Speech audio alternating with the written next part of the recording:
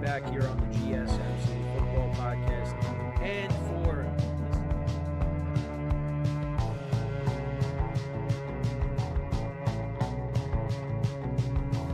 all right, and we are back here on the GSMC Football. Keep yourself in the loop of everything football on the Golden State Media Concepts Football Podcast. The latest news on and off the field, be it college football, Big Ten, SEC, Big 12, Pac-12, ACC to the NFL. We've got you covered. Listen to the Golden State Media Concepts Football Podcast.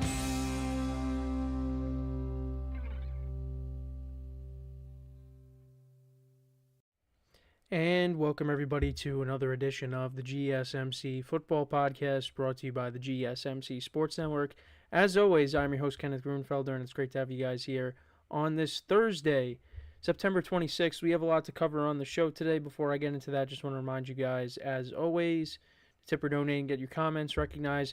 Go to the Super Chat button. Click on that. That will help create a Super Chat of any thought or comment that you may have.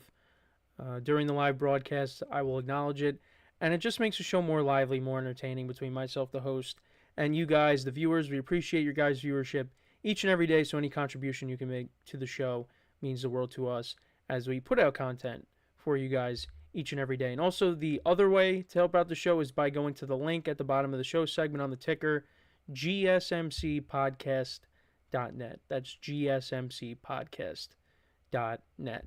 So, let's get into what we are going to discuss for today. So we're going to start off the show. We're going to preview tonight's game to kick off Week 4 between the New York Giants and the Dallas Cowboys. It'll be the first meeting between these two NFC East rivals, so we'll get into that. We'll also get into talking about the Dolphins and their quarterback situation. Skylar Thompson made the start for them on Sunday against the Seahawks with no Tua Tagovailoa, him being placed on IR. But he also got hurt in the game, so we'll talk about their situation as well as just getting into the game recap as well. The Seahawks improving to 3-0 on the season. So the Dolphins and the Seahawks we'll talk about in the next segment. Then in the third part of the show, we'll get into talking about the Bears-Colts game. That's another game that I didn't get to this week that we'll talk about. We'll evaluate the performances of both quarterbacks, Anthony Richardson of the Colts and Caleb Williams of the Bears. We'll get into that and some of the concerns I have with those teams going forward. We'll get into the Bengals. We'll talk about some comments made by Joe Burrow. And just, the Bengals, they're off to an 0-3 start, so we'll kind of just talk about them. And then the final part of the show, we'll continue that discussion talking about them, but as well as talking about the other teams that are 0-3 as well as other teams that are struggling going into Week 4, and can they turn it around. So let's get into the first topic, which is previewing tonight's game between the Cowboys and the Giants. So it's an interesting game because the Giants are coming in off of a win, Cowboys coming in off of back-to-back losses now. The Giants could very easily be 2-1 if they had a kicker. But they're 1-2, Cowboys are 1-2. They're coming off of back-to-back home losses, one to the Saints, where the Saints dropped 44 points on them, and then against the Ravens, which the game got a little bit close at the end. But for the most part, the Ravens were in full control of that game. At one point, that game was 28-6. So, and for both teams, for the Giants, Week 1 was a disaster. They could have beaten the Commanders, like I said, and then looked a little bit better against the Browns. So, the Giants are starting to look like they might not be one of the worst teams in football. But again, you could say, well, they played against the Commanders, who have a bad defense, and against the Browns, which, Deshaun Watson is not playing well. But the Browns do have a good defense. So you got to factor that in. And it was on the road. It was a tough place to play. But the Giants got the job done. So I was encouraged by what I saw. And Daniel Jones played a little bit better in this game. He hasn't been great this year, of course. The first game was a disaster, but these last couple games has looked better. Malik Neighbors looks like a stud. The Giants are running the football well with Devin Singletary. The offensive line is giving, is playing well. They're protecting Daniel Jones a little bit, opening up lanes for Devin Singletary. So you got to be encouraged by that. For the defense, that was a breakout game for them. 8 sacks off of Deshaun Watson. Now, you could point to the Browns' offensive line being a little banged up and Deshaun Watson running into some of those sacks. Okay, but 8 sacks is 8 sacks. So I was encouraged by that. Now they're going to be going up against a team in the Cowboys that has struggled. Defensively, running the football, it's been a problem. And can this be a get-right game for them? Well, the Cowboys have won 12 of the last 13 matchups against the Giants. And the other thing, too, is Daniel Jones, I believe, is 1-12 in primetime games. And he's 1-7 against the Cowboys. And that one win came against Andy Dalton during the COVID season. Other than that, has never beaten Dak Prescott head-to-head. So that's why this is an interesting game, because the Cowboys, they look vulnerable. They do. Like I said, they're struggling to run the football. The defense is not playing well. The Giants could take advantage of that. But it could also go the other way, where this could be a get-right game for the Cowboys. They can get to Daniel Jones. They could create turnovers. Dak Prescott and CeeDee Lamb get it going. And this could be how it always has been, the last several years now, where the Cowboys just dominate the Giants. Now, I don't think this game is going to be 40-0. I don't think that. I think this will be more competitive than what we saw last year in the opener at MetLife Stadium. But I do think that the Cowboys will continue their dominance over the Giants. Unfortunately. The Cowboys are coming off of 2 straight losses where they've gotten embarrassed. I would have felt a little bit better going into this game if the Cowboys had come back and beat the Ravens. But because now that they're coming off of 2 straight losses at home, they're really looking for a win. And the Giants got some players banged up. There's going to be no Drew Phillips in this game, their young corner, which is a concern. I don't think there's going to be any Adoree Jackson either. So they're down 2 corners, 2 starting corners, with the secondary that hasn't been great so far. And now you got to go up against CeeDee Lamb. Now, he's the one guy that they're going to have to focus on. Let some of these other guys beat you, like Brandon Cooks, like Turpin, who had a good game. Jacob Ferguson was back. Take CeeDee Lamb out of the game. Make Dak Prescott throw it to his other receivers, his other weapons. But also, have them try to establish the run. Because looking at the league rankings, rushing yards per game, the Cowboys are 30th in the NFL. They're averaging 73.7 rushing yards per game. That's not good. And they didn't elevate Dalvin Cook from the practice squad once again. Jerry Jones on his radio show, his radio appearance, said because it's a short week. So I would think that he's going to become a factor at some point. Because you got Zeke, who has not been great. Deuce Vaughn hasn't really done much. It's really been Rico Dowdle, but he hasn't been great either. So I would think at some point Dalvin Cook is going to be elevated to the active roster, and they're going to at least see what they got with him. I mean, let's see what happens tonight, because it wouldn't surprise me if the Cowboys' their rushing attack goes off. But I don't think it's going to happen. So, but passing yards per game, Cowboys are first. Giants are 21st. Giants are 19th in rushing yards per game, averaging 105 yards. I mean, Singletary has looked good. It's just he's got to take care of the football. He has 2 fumbles. And then points per game, the Cowboys are 6th, the Giants are 29th. Then on the defensive side of the ball, Cowboys defense is 13th, giving up an average of 198 yards per game, passing yards per game. Giants are 15th, giving up an average of 210 passing yards per game. And then against the run, both defenses struggle. Cowboys are dead last, giving up an average of 185.7 rushing yards per game. And the Giants are 23rd, giving up an average of 131.7 yards per game. Points allowed, Cowboys defense is 30th, Giants defense is 18th. So the Giants, rely upon that running game. I think Malik Neighbors will play well tonight. I know the Cowboys will probably have a plan for him, but I think he's going to make his share of plays. But the one thing I'll say, too, is Daniel Jones has to use his legs in this game. The first game, I was a little surprised by how many times they had Daniel Jones run with it, especially, coming off of his injury. But, now we're in week 4. I'm not saying that he's got to be the leading rusher. But, have some design runs in there tonight. So, we'll see what happens.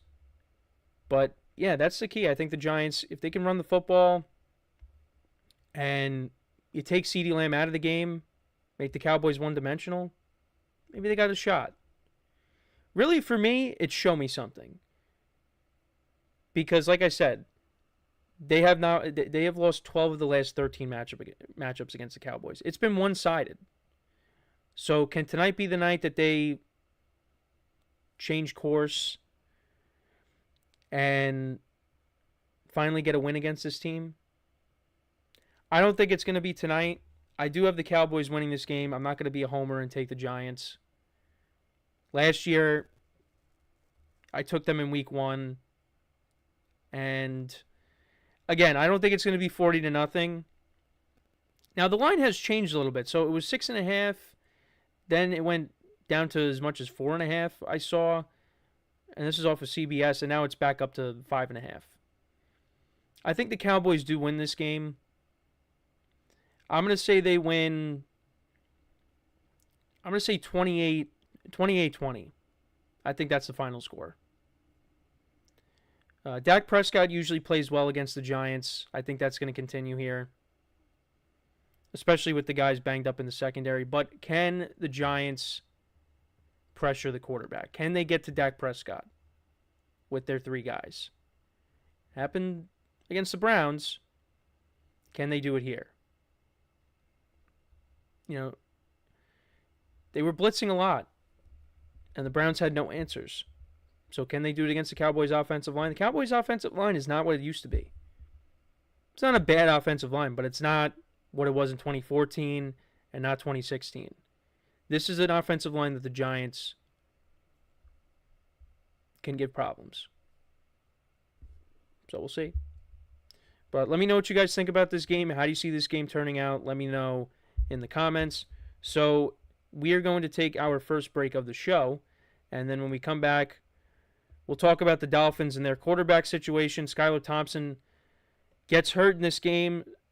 We'll talk about the Seahawks and their performance as well. We'll get into all that when we return from our first break of the show.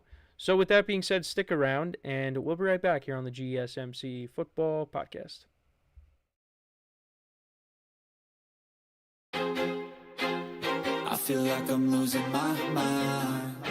Is everybody in the world blind? Please, Lord, give me a sign, a sign. I feel like I'm losing my mind.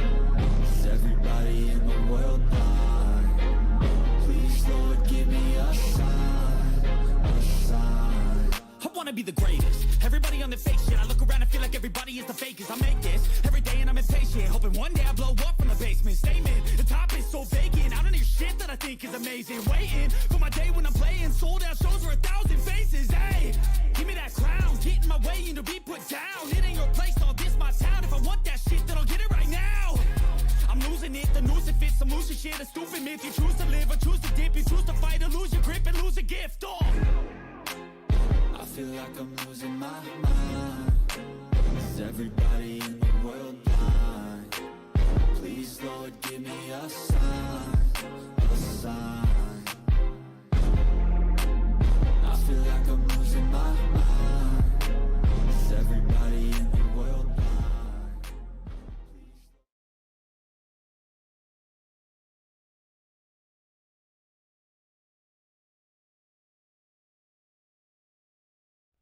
All right, and we are back here on the GSMC Football Podcast. And for the second part of the show, we are going to get into talking about the Seahawks-Dolphins game from Sunday. We'll talk about the Dolphins quarterback situation as well as the performance by the Seahawks on Sunday as well. So, yeah, it really wasn't much of a game here. Seahawks were all over the Dolphins in this game. The Dolphins really got nothing going on offense. Seahawks defense had 6 sacks in this game, and it's an underrated defense. And this is an underrated team, really. And Skylar Thompson made the start for the Dolphins, and he left early with a rib injury. Now, his status for the upcoming game on Monday against the Titans, right now he's day-to-day, but it wouldn't surprise me if he doesn't play. Now, Tim Boyle came into the game, but didn't really do much. And they also do have Tyler Huntley on the practice squad, so I would imagine that they're going to elevate him, and I'm going to imagine that he's going to start. That's who I would start. Now, Tyler Huntley is not, this Hall of Fame quarterback that they're going to put in if that's what they end up doing. But Tyler Huntley is not a bad backup quarterback. I mean, we saw him win some games for the Ravens. He started in a playoff game that the Ravens could have won against the Bengals, but that ended up not happening. I think that's probably, right now, with the options that they have, we saw what Tim Boyle did last year with the Jets. Now, maybe he'll look a little bit better because you're throwing to Tyreek Hill and Jalen Waddle, and, with the running backs that they have. I know the Jets have Garrett Wilson and Breece Hall, but still, the Dolphins have more weapons. But I think Tyler Huntley's probably the guy. And it's not like Skylar Thompson was really doing anything before the injury. Now, hopefully he, comes back and, he's good to go. But I think Tyler Huntley, of the options that they have right now until they can get Tua back later in the season, hopefully, he's probably their best option. And I think that's what they should do. But that's just me. And, we've had conversations about it in our production meeting, and ideas been tossed around like maybe they trade for Russell Wilson, which I don't know if they would do that. I mean, the price would not be very high. You give up a late round pick, you bring him in, because it doesn't look like Russ is going to start. Unless Justin Fields gets hurt or has a really bad game, Russ is not playing for the Steelers. He's the backup. So we'll see. And then you still got some veteran guys on the market. I mean, Ryan Tannehill is out there. His name's been floated around a ton of, a lot. But it doesn't seem like anybody wants him, which I'm a little bit surprised because I feel like he could at least be a backup quarterback. Be the Joe Flacco from last year. But he remains unsigned. But yeah, I do think that Tyler Huntley is the best option for them. But we'll have to keep an eye on it. We'll see what they end up doing. By Monday, we'll know for sure. But I at least that's what I would do. I would have Tyler Huntley start for my team because I think you could get more out of him than some of the other quarterbacks on your team.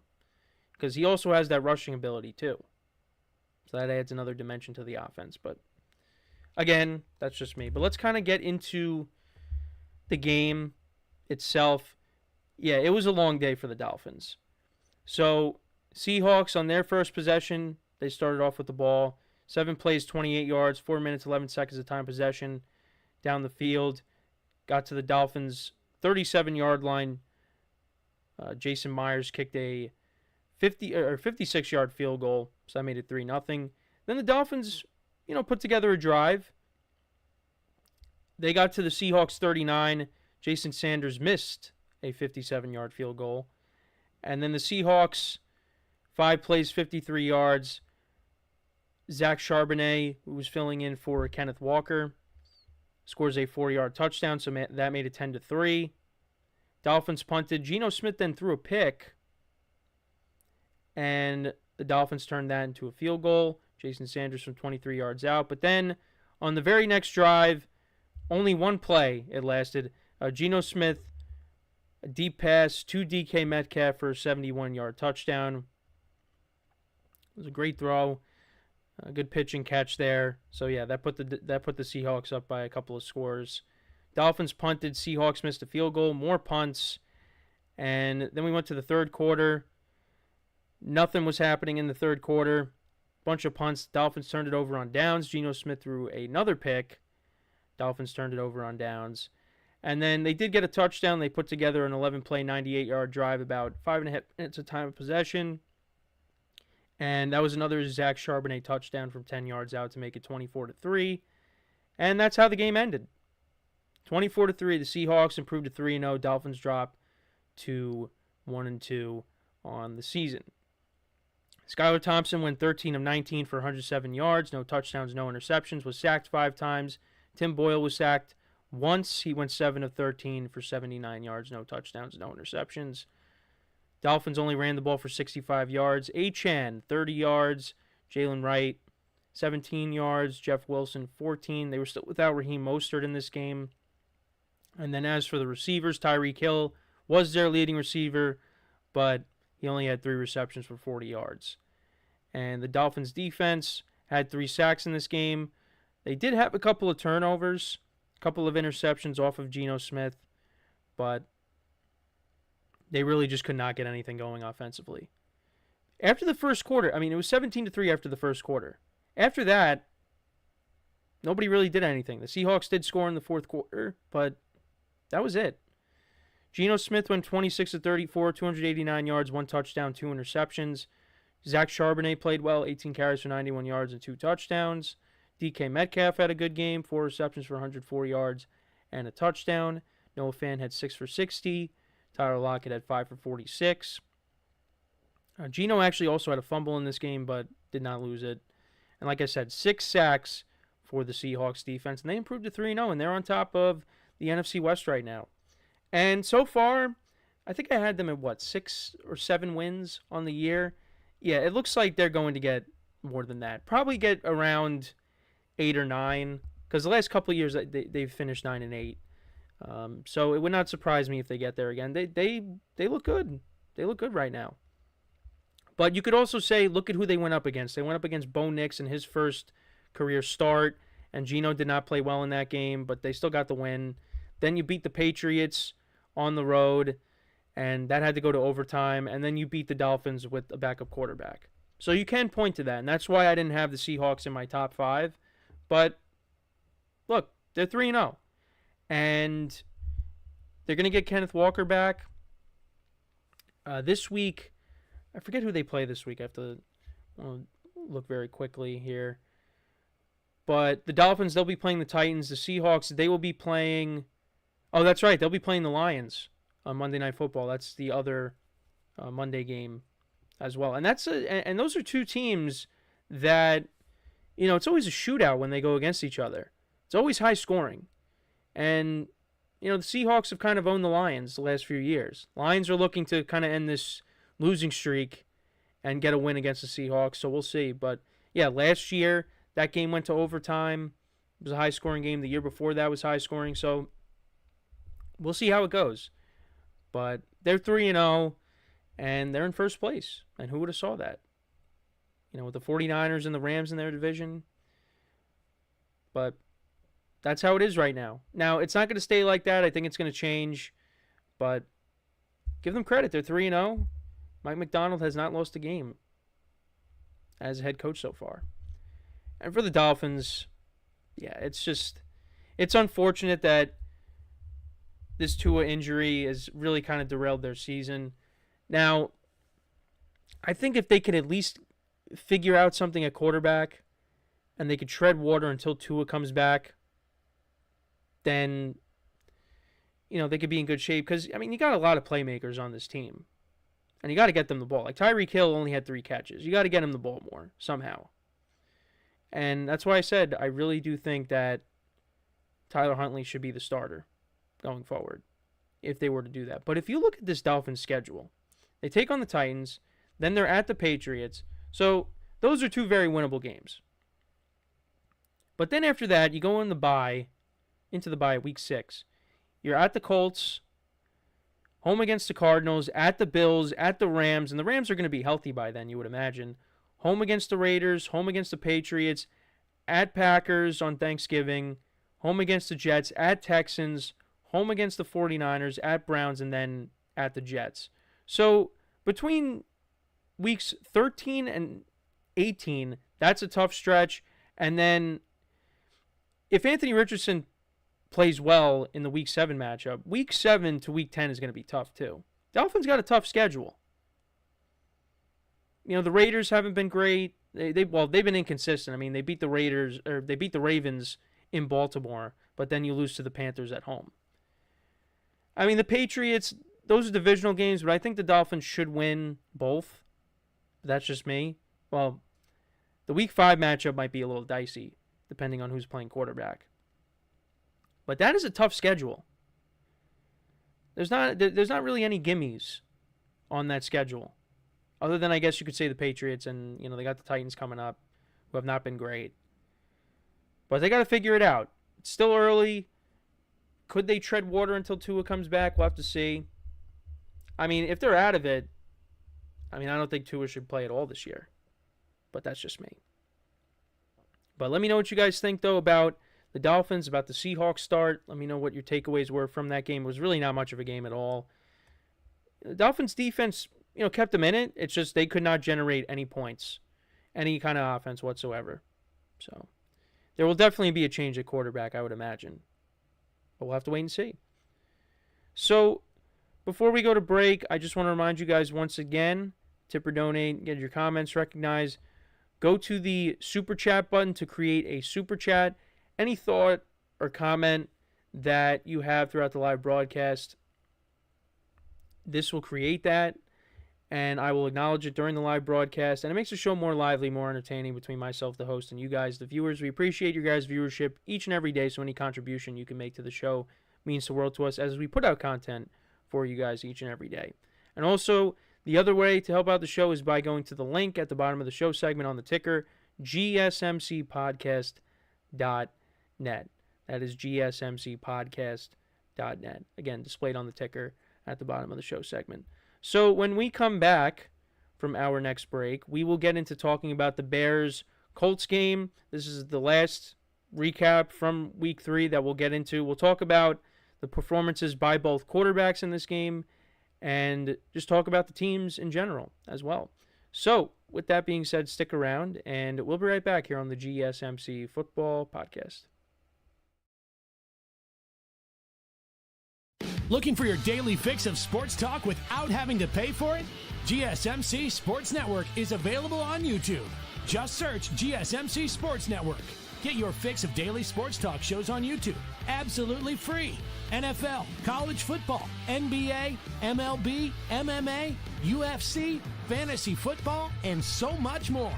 GSMC Sports Network has shows running all day long, with new sports shows starting every 2 hours. Just like on your favorite cable sports channel, except GSMC Sports Network is absolutely free. Just search GSMC Sports Network on YouTube to catch one of your new favorite shows, like the GSMC College Football Podcast, Chip Shot Football Podcast, Hoops and Heels Women's Sports Podcast, GSMC Basketball Podcast, and so many more.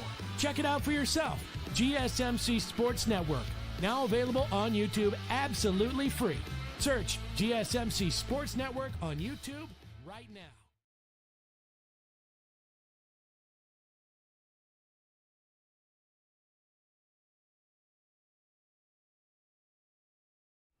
All right, and we are back here on the GSMC Football Podcast. And for the third part of the show, we are now going to get into talking about the Colts-Bears game from Sunday. Talk about the Colts picking up the win 21-16. Get into the quarterback performances from that game, so let's get into it. So, both quarterbacks have been struggling.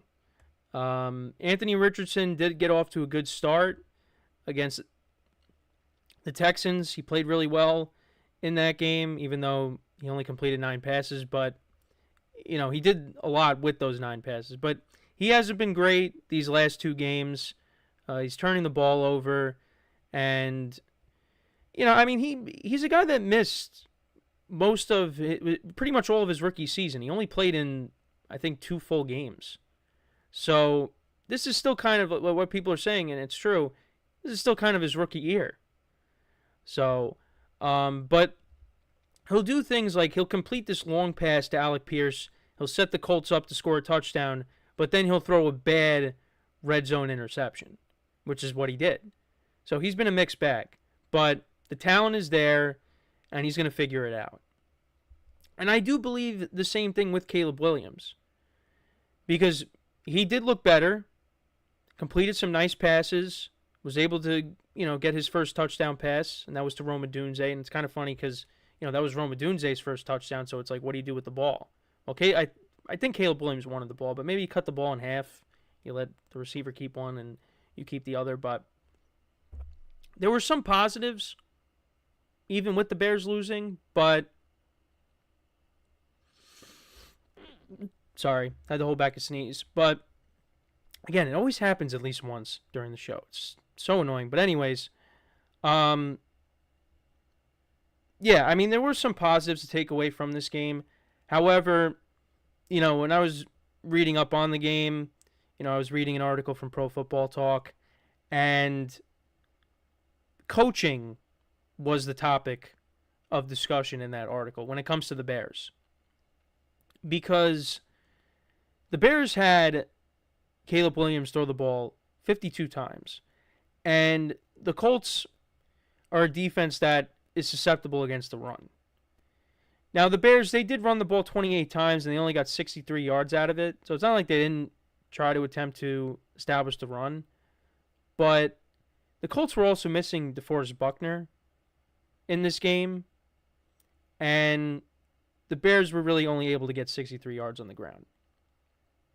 They should be able to get more. And that didn't happen.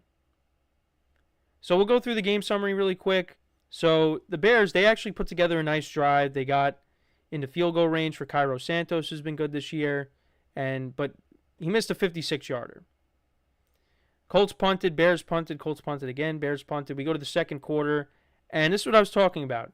Anthony Richardson on 3rd and 10 from the Bears 48.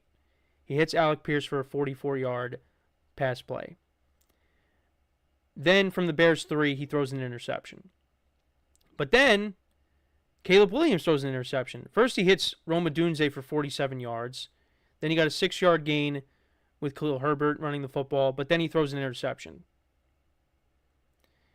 Colts then turn that into a touchdown. Anthony Richardson hits Granson, the tight end, for 40 yards, and that sets up a Jonathan Taylor 29-yard rushing touchdown. After that, the Bears, they turned it over on downs. I think this is the play that everybody's talking about. So it was 3rd and goal. Well, it was 1st and goal from the Colts 4. They run the ball with Khalil Herbert. He gains 2 yards on the play. Then 2nd and goal. Gain another yard with Herbert. You're down to the Colts 1. They run it again. Herbert doesn't score. He gets stuffed. And then they run this option play with DeAndre Swift, and he loses 12 yards. And this is on 4th and goal. And Bears got criticized for that call. Then the Colts punted. And then actually, before the half, so Caleb Williams throws a Hail Mary on 4th and 2 from the Colts 45. It gets batted up. DJ Moore catches it off the rebound, but he's just short. He gets tackled at the Colts 1. So that could have tied the game. But it didn't. So then we go to the third quarter, and Anthony Richardson right away to open up the second half throws another interception. This pass was intended for Michael Pittman. It was intercepted by Jalen Johnson. The Bears, they turned that into a field goal. Cairo Santos, a 53-yarder. Colts punted. Caleb Williams threw another interception, trying to hit Rome Odunze. Colts turned it over on downs. Bears punted. Colts then got a touchdown.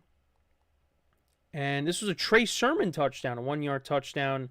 This drive was 9 plays, 80 yards, 5.5 minutes of time of possession. Then the Bears answered with a touchdown. This was Caleb Williams' first touchdown in the NFL. It was a 1-yard pass play to Rome Odunze. So that made it 14-9. And they went for 2 and didn't get it. Then the Colts punted. The Bears fumbled. Caleb Williams got sacked by Laiatu Latu, the Colts' first-round draft choice. And he recovered the fumble. Or actually, no, he didn't recover the fumble. It was recovered by Stewart. But yeah, Latu got the sack. And then the Colts turned that into a touchdown. Jonathan Taylor from 1 yard out to make it 21-9. Bears scored a touchdown on their next possession. And Caleb Williams connected with Cole Kmet for a 6-yard touchdown. And yeah, that was it. The Colts, they were able to ice the game, and that's all she wrote. Both teams are now 1-2. Bears dropped to 1-2. Colts improved to 1-2. Caleb Williams went 33 of 52, 363 yards, 2 touchdowns, 2 interceptions, and also had a fumble lost in this game. Like I said, the Bears only ran the ball for 63 yards. Roma Dunze had a good game, 6 receptions for 112 yards and a touchdown. Cole Kmet was good, 10 for 97 and a touchdown. DJ Moore had 8 for 78. Bears defense, only 1 sack in this game. And then as for the Colts, Anthony Richardson, 10 of 20, 167 yards, no touchdowns, 2 interceptions. Only had 24 rushing yards. Jonathan Taylor, solid game, 23 carries, 110 yards, and 2 touchdowns. Alec Pierce was their leading receiver, 1 reception for 44 yards. But yeah, they got to get this passing game going for the Colts. And I feel like they're still trying to, Anthony Richardson still looks like he's trying to get that rust off. But also, again, this is still kind of his rookie year, and he's still making rookie mistakes with these bad interceptions. That's got to be cut down. And I think as the year goes on, he will get better. Colts defense finished with 4 sacks, 2 interceptions by Jalen Jones off of Caleb Williams. But, yeah, I mean, and you saw a couple of nice throws that Caleb Williams made. Same thing with Anthony Richardson. But the turnovers, still an issue for both of these guys. But the other thing, too, is, I mean, when you talk about the Bears, their offensive line, I mean, that's part of the reason why they really couldn't run the ball, is the offensive line is not good. Caleb Williams is not getting protection either, and that's causing some of these turnovers as well. And that was something that was a concern going into the year, was the offensive line. And, you got to be able to protect Caleb Williams, because if you don't, then, yeah, I mean, the Bears are not really going to be able to do anything offensively. And they have a good defense. It's just, you're still waiting on that offense to get it going. And they got it going a little bit. But, again, when I was reading the article from Pro Football Talk, can't have Caleb Williams throwing the ball 52 times. And this game never really got out of reach. But it's just they really couldn't establish the run. And on top of that, so they brought in DeAndre Swift. They gave him a big contract. But now it looks like Roschon Johnson is going to get more of a look, according to some articles that I was seeing. Because DeAndre Swift has not really done well. But you could also blame that on the offensive line. I mean, last year he was running behind a great offensive line with the Eagles. Now look at what Saquon Barkley's doing with that line. Now he comes to the Bears, and the Bears don't have a great line. But also coaching. There was some miscommunication on, I think, when the Bears were going to go for 2, they had to waste a timeout because there were some miscommunications. There were people holding up, 2 fingers to go for 2, and there was people holding up 1 finger to go for the extra point. And that's where coaching comes into play. There was miscommunication there. And that was another concern going into the year, is Matt Eberflus. The Bears did finish the season strong last year, but, I haven't really been a believer of Eberflus. I wanted to see what he could do this year. And on top of that, the Bears offensive coordinator, Shane Waldron, they got him from the Seahawks. Seahawk fans were happy that he was gone. And, Bears fans, were happy about this hire initially, but it doesn't seem like they're happy about it now. And really the emphasis in that article, point of emphasis, was coaching. Coaching matters. And this coaching staff, I don't think is great. I'm still waiting on, Matt Eberflus. Can he prove himself here? But yeah, so far Bears are 1-2. They could very easily be 0-3. But they're 1-2. And again, Caleb Williams got it going a little bit in this game. So I think he's only going to get better as the year goes on, but he's got to get better protection. And the coaching staff has to be on the same page. Because the other thing that was talked about in the article is you look around the league, and I've talked about it too, look at some of these other quarterbacks. You see Sam Darnold with the Vikings, what he's doing. Baker Mayfield with the Buccaneers. I know against the Broncos that was bad, but still, made the playoffs last year. Geno Smith with the Seahawks after being a backup for most of his career from the beginning of the year, or the beginning of his career when he was the starting quarterback of the Jets. Coaching does matter. And,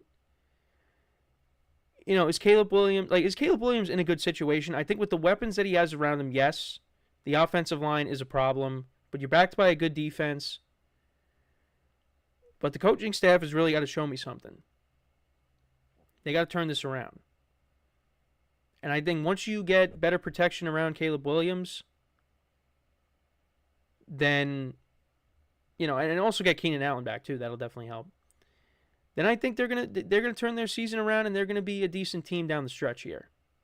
Well, we're still in the we're approaching the last week of the first quarter of the year, but like I said, or have been saying, they're gonna be a team that gets better as the year goes on. I really do believe that. I don't know if they're gonna make the playoffs, but I do think they're gonna be a different team towards the end of the year, because there's too much talent for this team to finish with 5 wins. Now, if that ends up happening, then maybe you make a change. So, we'll see what happens. For the Colts, they got a win here, so that was important. But they take on the Steelers now. The Bears, they take on the Rams. Colts take on the Steelers. And the Steelers are 3-0, so that's going to be a tough game. They got that defense coming in, and that defense is going to wreak havoc. And Justin Fields is playing well. For the Bears, you're taking on the Rams. They're coming off of a big win against the 49ers, but they're dealing with a ton of injuries. That defense could take advantage of that banged-up offensive line. And the Rams' defense is not great. So this could be another game where Caleb Williams could show out, play well, and maybe the Bears get a win at home. We'll see. But let me know what you guys think about this game. What were some of your takeaways from it? Let me know in the comments. So we are going to take our next break. When we come back, we'll talk about the Cincinnati Bengals, a couple things to talk about with them. Comments made by Joe Burrow, some other players on the team as well, Zach Taylor. We'll get into all that when we return from our next break. So with that being said, stick around, and we'll be right back here on the GSMC Football Podcast.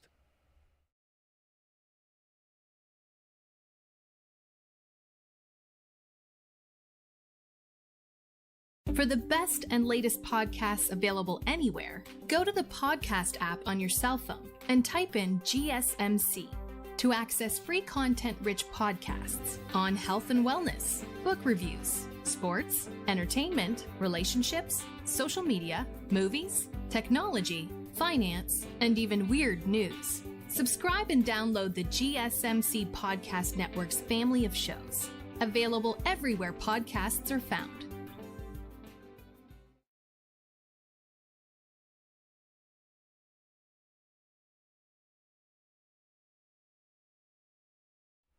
All right, and we are back here on the GSMC Football Podcast. And for the fourth part of the show, we are now going to get into talking about the Bengals and their 0-3 start. We'll get into some comments made by Joe Burrow, as well as the cornerback for the team, Cam Taylor-Britt, because he had some interesting comments before the game against the Commanders, and I wanted to get into that as well, and also just talking about what Zach Taylor had to say on that. So this is what Joe Burrow said.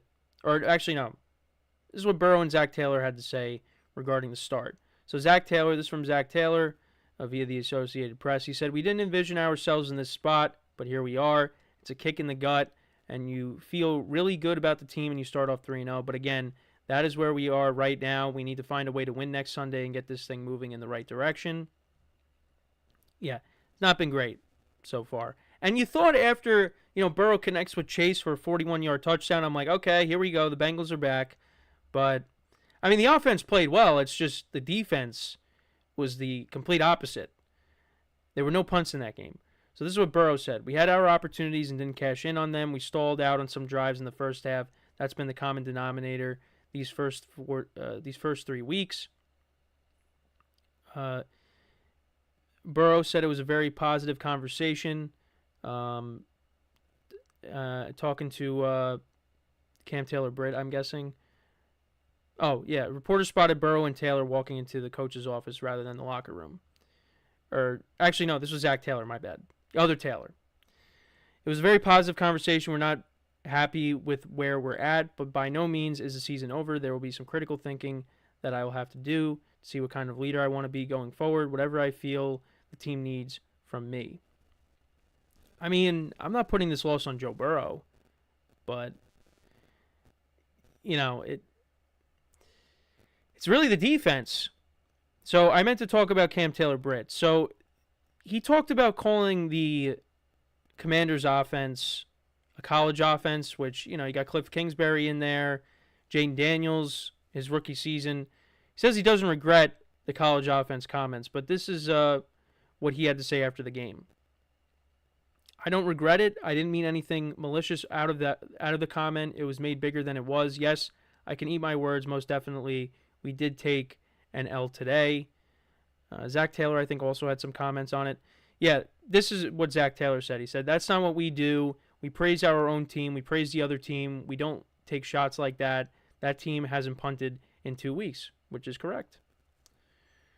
But, yeah, that's what I wanted to get into. And, yeah, the Bengals, it has not been good so far. But, Joe Burrow has played well these last 2 weeks. I know against the Chiefs, you could also point to the sack fumble that was returned for a touchdown. That, changed the complexion of that game. But can Burrow be blamed? I mean, he's a quarterback, so obviously he's going to get some blame. But I don't think he's the main reason why the Bengals are 0-3. I mean, maybe week 1 you could point to when they only put up 10 points. There was a fumble at the goal line that, maybe if that doesn't happen, maybe it's a different game. But, yeah, it has not been great so far for the Bengals. And one of the things that's been talked about is just the Bengals like to do a lot of talking. Because you go back to when they played in the AFC Championship game against the Chiefs, and they were calling Arrowhead Burrowhead. Yeah, they shouldn't have done that. Because you're only adding more fuel to the fire. And, the Bengals, when they beat the Chiefs the first time in the AFC Championship game, that gave them a lot of confidence. Like, hey, we just went into Arrowhead and beat the Chiefs. And they thought they were going to be able to do it again, and they didn't. And then they end up losing to the Chiefs once again in week 2. Well, with Burrow this time. Last year they lost to them late in the season. And then you got, Cam Taylor-Britt talking about the Commanders' offense. And that Commanders' offense played really well. They were able to slice and dice that defense all night long. Bengals had no answers. And, got to give him credit. Held himself accountable, said he'll take the L on that. So you can respect it. But when you talk, you got to back it up. And they did not back it up. And the other thing, too, that has been talked about is, putting more of the blame on Joe Burrow. And just how Joe Burrow, he kind of gets a pass a lot of times, whereas some other quarterbacks, they'll get criticized, which I do agree with. And that doesn't just happen with Joe Burrow. That happens with other quarterbacks as well. Like, you'll have some quarterbacks that just don't play well, and they don't get criticized, but you'll have, like Dak Prescott, for example. He's another one that gets heavily criticized, more so than other guys. Joe Burrow kind of gets a pass, which, I mean, I think it depends on who you talk to. Because if Joe Burrow didn't play well on Monday, I would say, yeah, he hasn't been great. He wasn't great the first week, was better the second week, and played really well on Monday. If a quarterback doesn't play well, I'm going to acknowledge it. Like, Patrick Mahomes has not been great so far this year. And we talk about Patrick Mahomes as the best quarterback in the NFL, and he still is. Right now, he's not playing like it, but he is. Right now, the best quarterback in the NFL is Josh Allen. It's really, I think it really all depends on who you talk to. But at least for me, if a guy doesn't play well, I'm going to say it. But I don't think Joe Burrow deserves the majority of the blame for Monday's loss. Now, some of the drives were, resulted in field goals. There was a missed field goal early on in the game, missed by Evan McPherson. Whereas the Commanders, they were putting up touchdowns. That kind of made a difference. Now, Seibert did kick a field goal at one point, but other than that, Commanders were going up and down the field scoring touchdowns. You got to match that. So that's where the blame comes in. Joe Burrow didn't do enough to win, but I honestly think he did do enough to win. It's just the defense really let them down in this game. They couldn't stop Austin Eckler had a big run in this game, and then he ended up leaving. The running game was a problem. Jane Daniels running with the football was a problem. Terry McLaurin had a couple of big plays in the game. They had no answers. And I did bring this up. One of my friends who's a Steelers fan said that he had the Bengals finishing in last place. Well, if you look right now, the Bengals are in last place. And his Steelers are in first place. Now, is that going to stay the same? I don't think so. I think the Bengals are going to get right. But they do have some concerns on the offensive line, too, which has been a problem for years since Burrow's been drafted. Like Trent Brown, one of their tackles. He's going to be out for the year, torn patella tendon. So Amarius Mims, who they drafted, he's going to have to step in. And, you worry about Joe Burrow because Joe Burrow has an injury history and, you don't want to see him getting hit. They just got T. Higgins back. So it's just you get guys back, but then other guys get hurt. And the defense is not playing well. That's really, for me, the biggest thing. The defense is not playing well. Because if you're going to give up, 30-plus points every week, the Bengals aren't going to win a lot of games. Doesn't matter how many points Joe Burrow puts up.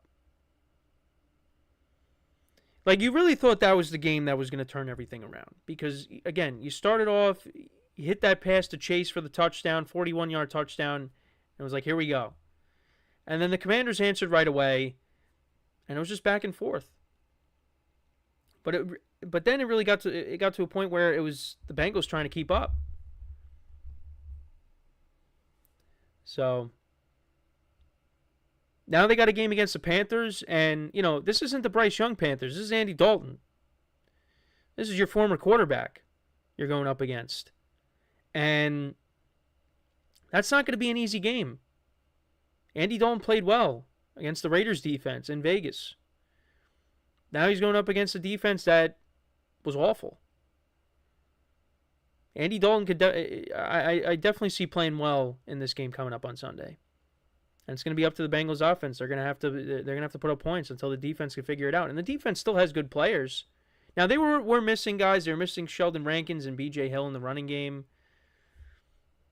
But yeah, the back end, it's not great. They got things they got to clean up.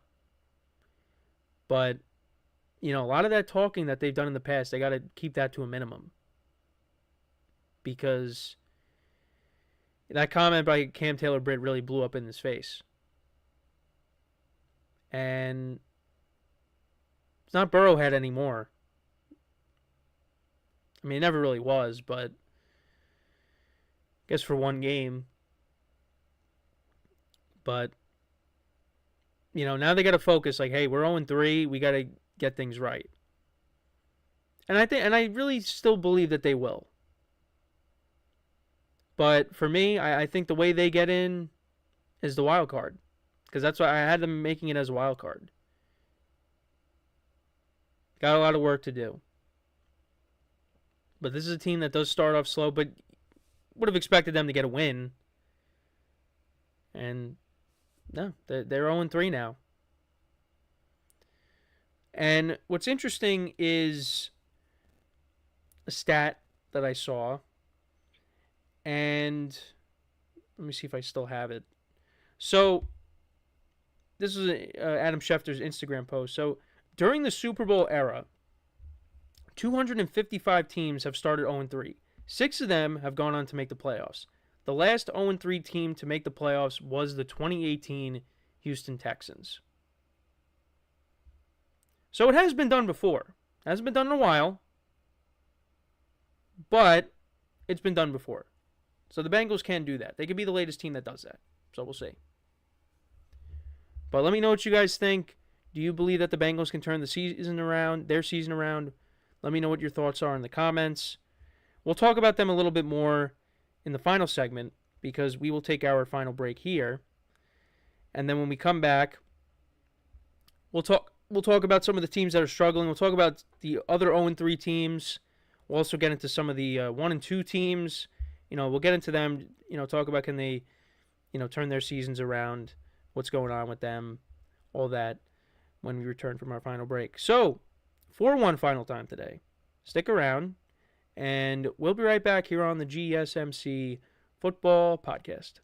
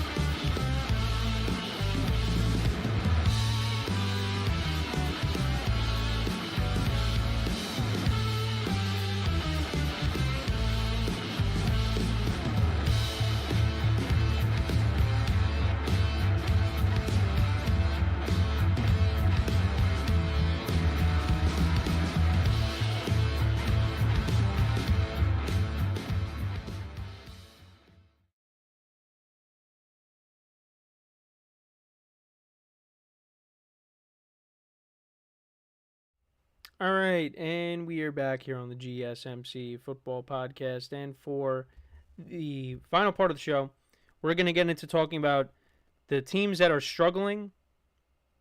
We will get into talking about, the 0-3 teams as well as, some of the 1-2 teams that are struggling and can they turn it around.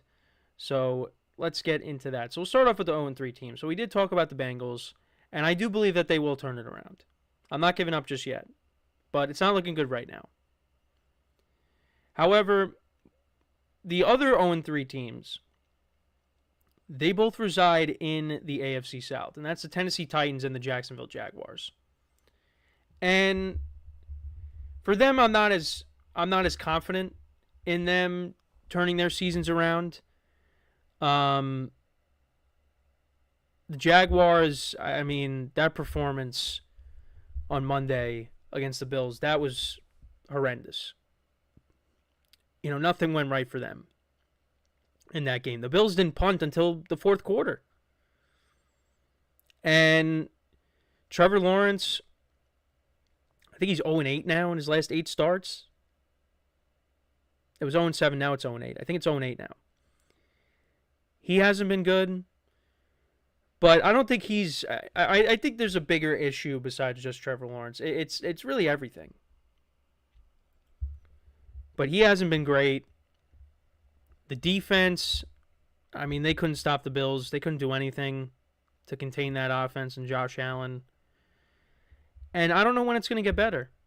They take on the Texans this weekend. Could they pull off an upset? Yeah. But I don't think they are. The Texans are coming off of a loss where they got embarrassed. So, they're going to want to protect their home turf. It's just not looking good right now. And I have a feeling this season is going to continue to spiral out of control. And then, Doug Peterson and Trent Baalke are going to be gone. And then I look at the Tennessee Titans. Again, you got a first-year head coach, second-year quarterback. I think there's some urgency to get something going here because you want to see if Will Levis is the guy. I think this is really Will Levis's only chance. If he continues to play bad, the Titans are going to look for another quarterback. Whereas, the Jaguars, they're locked in Trevor Lawrence. Like, there's going to be changes in terms of the coaching and front office. When it comes to the Titans, there could be a change behind center. They're not committed to Will Levis. Now, Callahan said that he is the quarterback moving forward, but that does not mean that's going to be beyond this year. He could be benched before the end of the year. So that's where these teams kind of differ. Now, I didn't have either of these teams making the playoffs. I had the Jags finishing with a more respectable record. The Titans, I only had them at 6 wins. Right now, I mean, they could get maybe like 4 wins. And it's not to say that, they could have started off 2-0. They should have beaten the Bears. The Jets, they had their opportunities there. They were winning that game. They really didn't have a chance against the Packers. The Packers kind of dominated them from start to finish.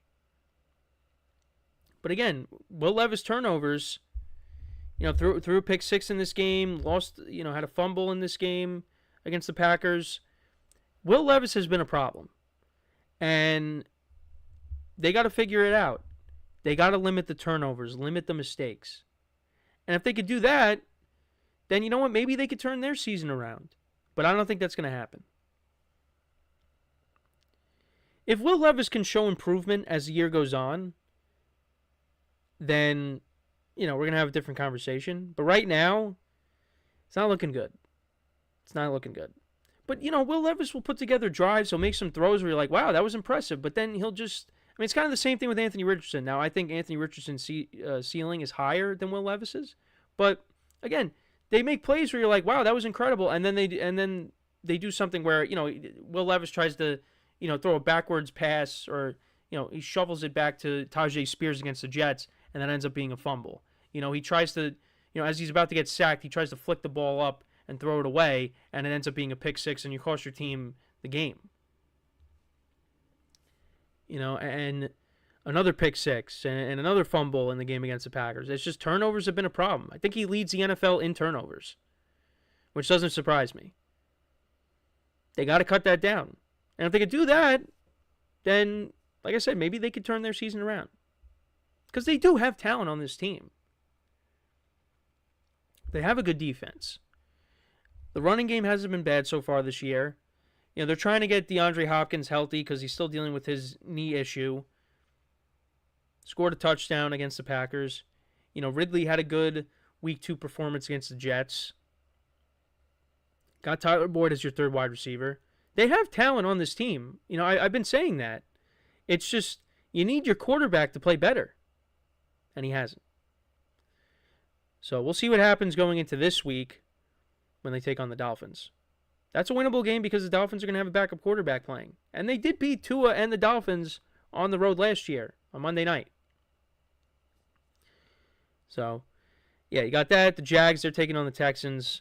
But then you got some of the 1 and 2 teams that are struggling. The 49ers, they're dealing with a ton of injuries right now. But I think the bigger concern for me, like Brock Purdy played well. And this was without McCaffrey, without Debo, without Kittle. You had Ayuk. Juwan Jennings was great in that game. Jordan Mason has been running the football well for them. So the offense, I think, will be okay. They're going to get Debo and Kittle back. We'll see what happens with McCaffrey. My concern is the defense.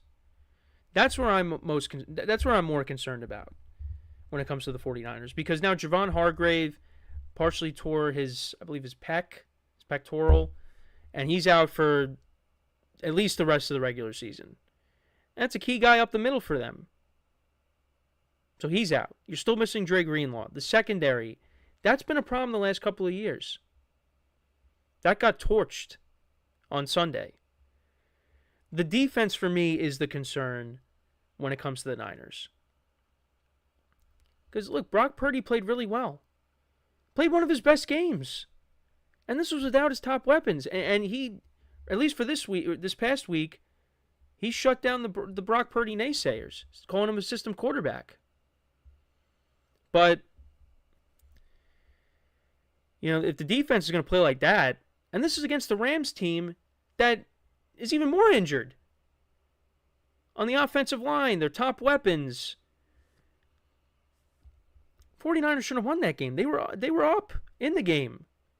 But the Rams came back. Give the Rams credit. Rams picked up a huge win there.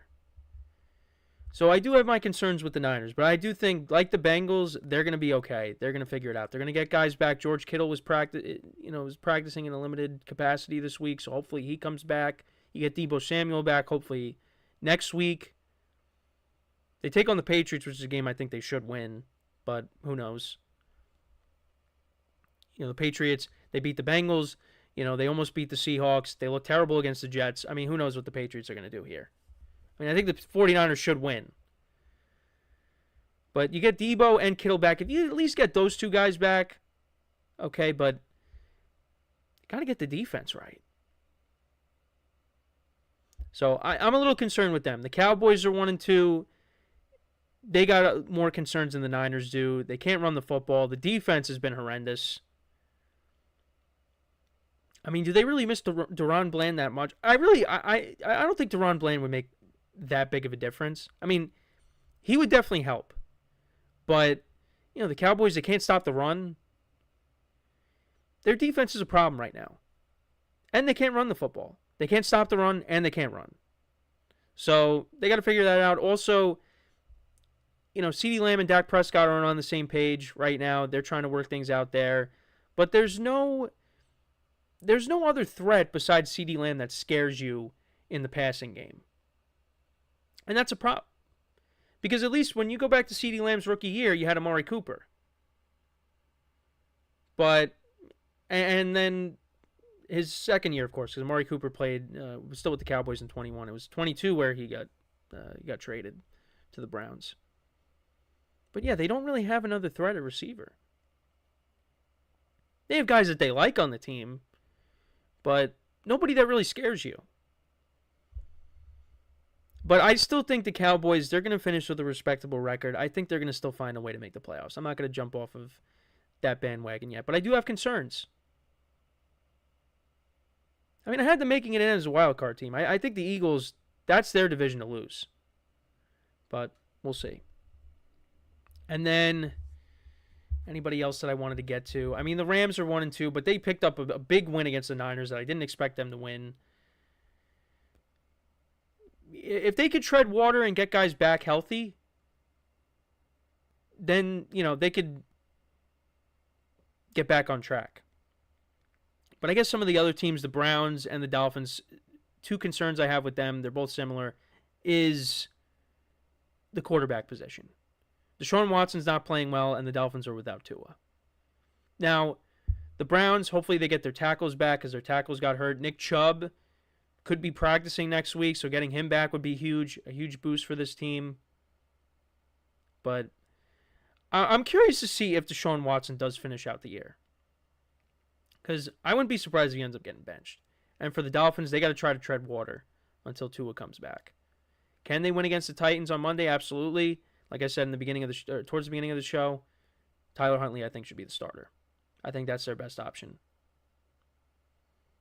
And then I think there was one more team. Yeah, the Bears. Look, we talked about them. Better protection of Caleb Williams. And got to establish a running game. They have not been running the football well. And I think Caleb Williams, you saw it a little bit, starting to get it going. So we'll see. Now going up against a defense that's not very good in the Rams, that's an opportunity for the Bears to kind of have their breakout game. That's my opinion. But let me know what you guys think about some of the teams that are struggling so far. Who do you think will turn around their season? Who do you think their season is pretty much done? Let me know in the comments. And that is pretty much it for the show for today. I thank you guys for tuning in. Make sure to check out all the other shows. Give the other shows some love. And yeah, so with that, I'm Kenneth Grunfelder signing off from the GSMC Football Podcast, brought to you by the GSMC Sports Network. Have a good day, and I will talk to you guys tomorrow. Enjoy the game tonight. Take care.